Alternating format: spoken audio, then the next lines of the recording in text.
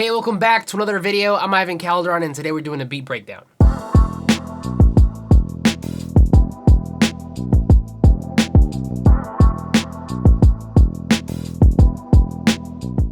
Okay, so we're officially on week 3 of the Stuck at Home Beat Challenge, and there was a couple beats to choose from this week, but the one you guys picked the most was the one titled Last Call. Now, quick reminder, there's only 1 week left of the Stuck at Home Beat Challenge, which means there's only one more opportunity for you to pick what beat I get to break down. All this happens on my Instagram, that's where I post the beats, and that's also where you guys get to pick which one I break down, so make sure to follow me there. But without further ado, let's jump right in. Okay, so jumping into Studio One, as always, before we get started, let me just play the beat for you first.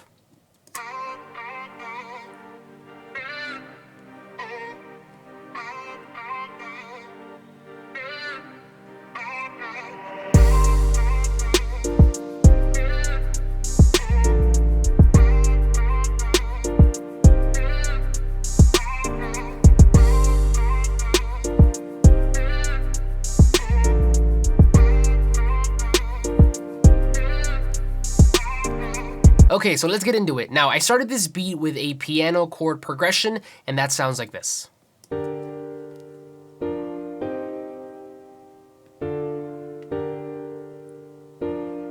then it just repeats. Now, something interesting that I want to point out about this piano chord progression is that most of the times we expect chord changes, chord hits to happen on the downbeat. So for example, here on the 5 is a downbeat, this is a downbeat, this is a downbeat, this is a downbeat, and so on and so forth.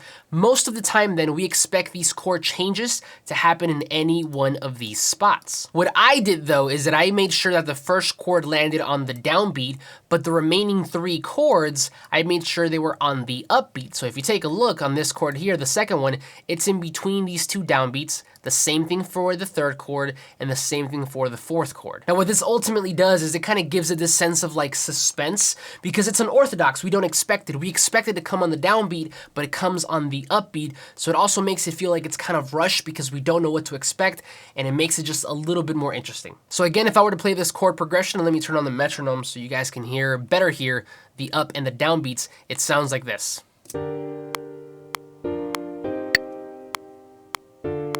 1, 2, 3, and 4, and 1, 2, 3, and 4, and. Now from there, I went on to add a pad, and that pad without any effects sounds like this.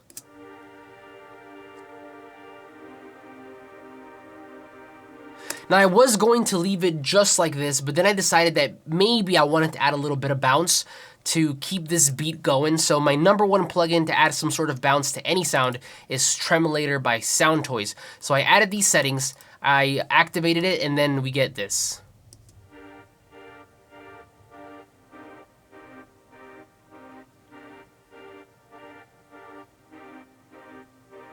Now, in case you're wondering how I got the chords for the pad, what I did was I took the MIDI from the piano, duplicated it down, and then got rid of like the passing chords, the in-between chords. So that would be this one here, this one, this one, and this one. And then we're literally just left with 2 chords that repeat. So then from there, I made sure they were all on the downbeat just to kind of give this beat a little bit of sense of normalcy.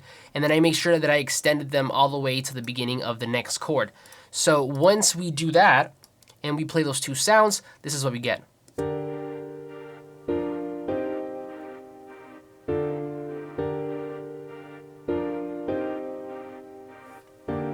Now, whenever it comes to adding pads, and this depends on genre, it doesn't apply to everything, but a lot of times for me, a pad is a foundation instrument. It kind of serves as like the bed for everything to sit on top of. It kind of encapsulates everything. It kind of glues everything together. It's kind of a very cohesive instrument. So that was the intention with the first pad, but because I added that tremolator to add some bounce, it no longer served that purpose. Now it was more of a rhythmic instrument. So then to kind of bring that foundation kind of cohesive instrument back into the mix, I added another pad, which was a more grittier synth pad, and that sounds like this.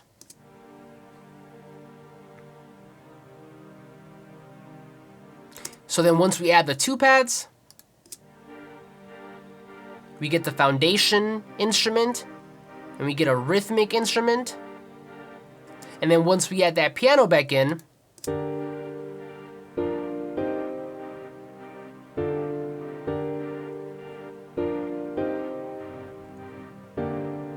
But okay, once I had that down, I moved on to the drums, and the first thing I added was a kick and a snare. So if I were to show those to you here on the MIDI, on the piano roll, they sound like this.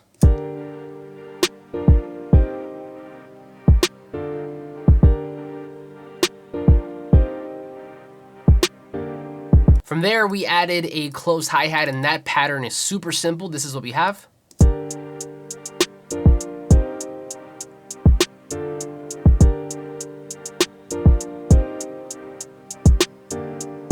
And then the rolls, you'll notice that they are right before a snare. So here, and then here on every other snare. So again, and that's just to kind of build that snare up a little bit. From there, we added a crash and then an open hat, and that sounds like this now. This is the open hat.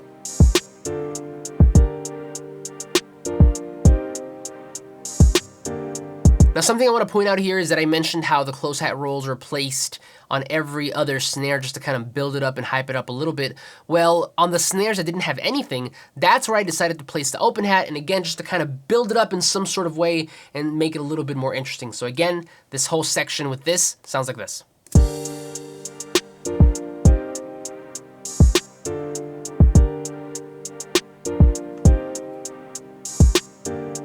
Now all this was sounding good, but I still wanted more movement in the beat. So what I did was I went to Splice and I found this shaker loop. Now that shaker loop sounds like this.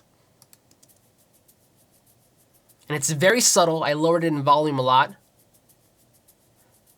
But whenever you add everything else, at least in the context of the drums, you get this.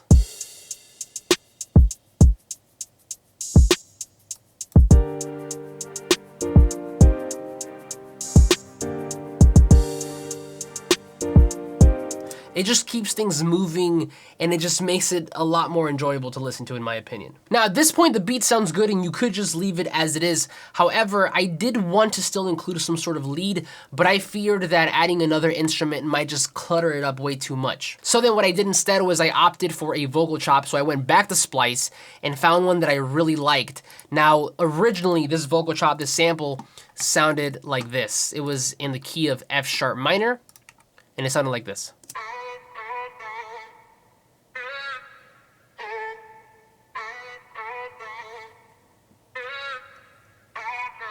Now, because I already had everything programmed to G minor, what I did was I brought this up one semitone, and then we get... So then once we add it to everything else, we get this.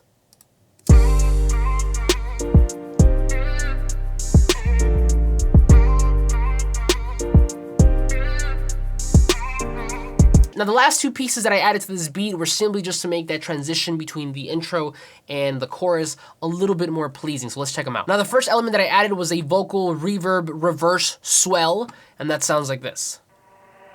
Now, what I did was I took this reverb swell, I reversed it, meaning I put it back to normal, and then placed it right after. The reason I did this is because if I didn't, it would end very abruptly like so. So by adding that at the end, it provides a cleaner and better and more pleasing transition. Take a listen. The last piece of this puzzle was just a more airy crash, more EDM crash, and that sounds like this. So when we combine it with that swell, and then again, if I play you the entire beat, we get this.